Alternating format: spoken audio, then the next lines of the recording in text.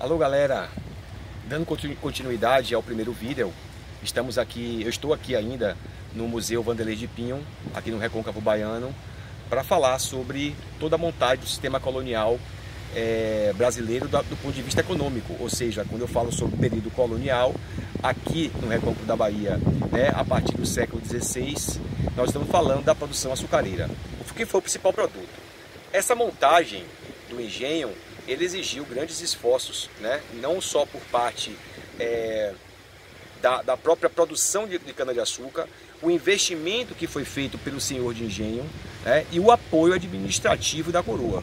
Então você tem aí um tripé administrativo, que envolve o senhor de engenho, a montagem do sistema de produção, que é uma outra complexidade, e o apoio administrativo da coroa, que no caso eu me refiro como representante da coroa, a cidade de Salvador, que era a capital da colônia.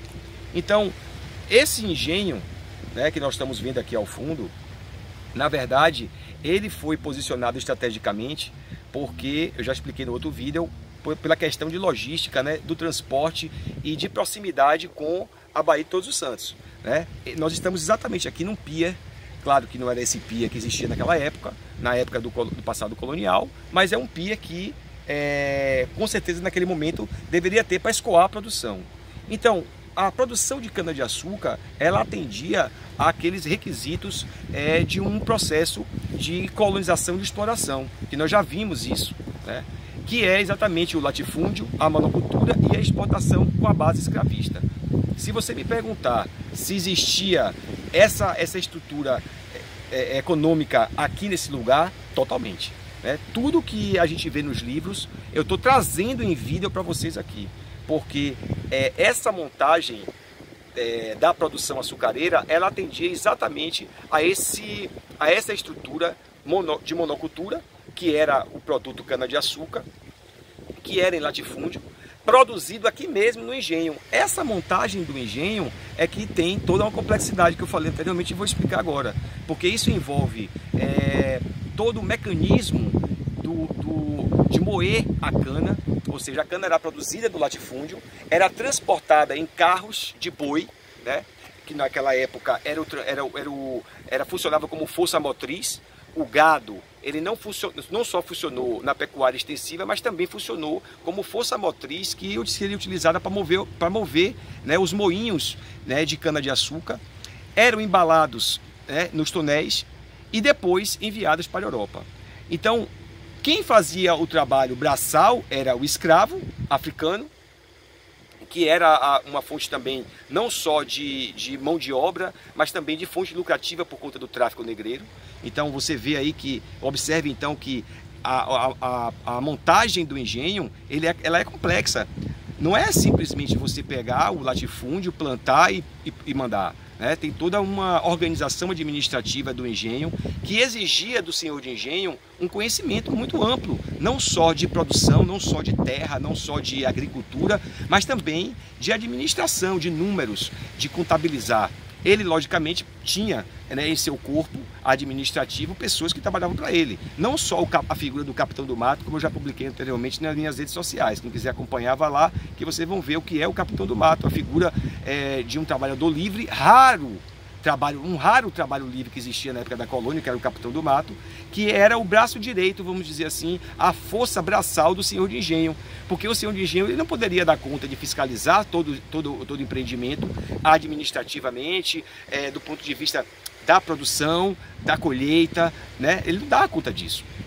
Então era necessário ele ter pessoas trabalhando com ele mesmo como uma empresa açucareira. Tanto é que nós dizemos que toda a produção de cana-de-açúcar era uma empresa açucareira, porque funcionava como empresa rentável, há uma alta lucratividade.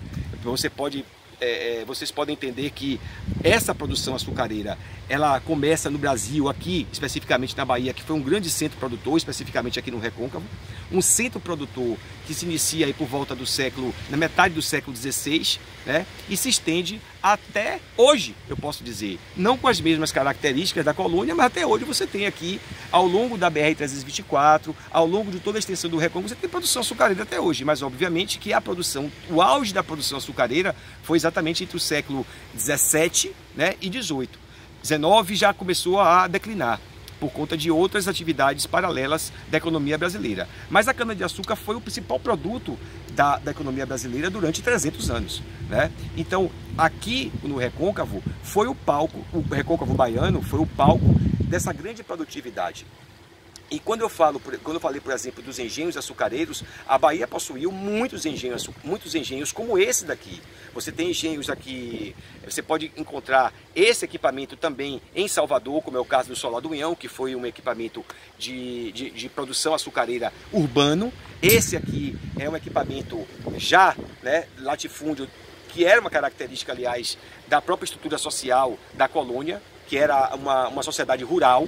Não é só a Bahia e toda a montagem, né, colonial não tinha uma vida urbana movimentada. Na verdade, essas atividades de produção, elas se localizavam com grande intensidade na zona rural, no interior.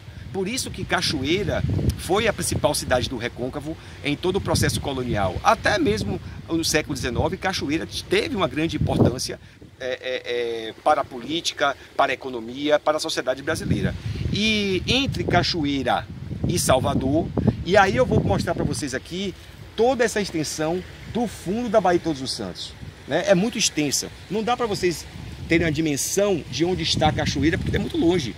Mas essa rota era a rota de produção da cana-de-açúcar, tanto dos entornos, do lado de Maragogipe, que é o outro lado da Bahia, né? Se você observar aquele lado que eu estou apontando agora, é o outro lado da Baía de Todos os Santos, que vai para Maragogipe, Nazaré das Farinhas, e esse lado que eu estou, que é o lado do continente, né? Que é o lado que está o museu hoje Vanderlei de Pinho, que é o Museu do Recôncavo, e onde era todo o engenho açucareiro que eu descrevi para vocês aqui agora, essa produção. Então percebam, galera, que toda a extensão, tanto da margem direita, a margem esquerda, quanto da margem direita, era de engenhos de produção de cana-de-açúcar. Muito engenho, muita comunidade quilombola, né? Muitas senzalas, inclusive ali no fundo desse lugar que eu estou aqui, tá vendo uma casa com um telhado bonito, né? Porque está reformando, logicamente está restaurando, desculpe. Ali funcionava a senzala. Ali era o lugar onde os escravos dormiam, descansavam, viviam, moravam. Né? Eu não posso dizer que havia casas, eu tenho que dizer que na senzala, no engenho, o local onde os escravos ficavam, dormiam, viviam, moravam, casavam, né? Não era numa casinha, era na senzala. A senzala era a moradia desse importante, eu vou dizer, elemento social que compôs a nossa sociedade colonial e que hoje a gente tem um olhar diferente, porque a gente sabe não só da importância do ponto de vista econômico, do modo de produção, mas quão foi importante a existência, né, do modo de produção escravista para o nosso contexto cultural e social hoje. Né? E a gente precisa, logicamente, rever as políticas sociais que são reparatórias, mas muito mais do que reparatórias, tem que ser educacional. Então, as comunidades quilombolas que existem hoje no Brasil são comunidades quilombolas remanescentes desse período escravista que nós estamos, nesse exato momento, filmando aqui. Então, minha gente, eu espero que vocês tenham gostado desse vídeo. São vídeos curtos, mas que contemplam a aula que a gente vai ter posteriormente em sala de aula. A todos vocês, um grande abraço do professor Sérgio Carim.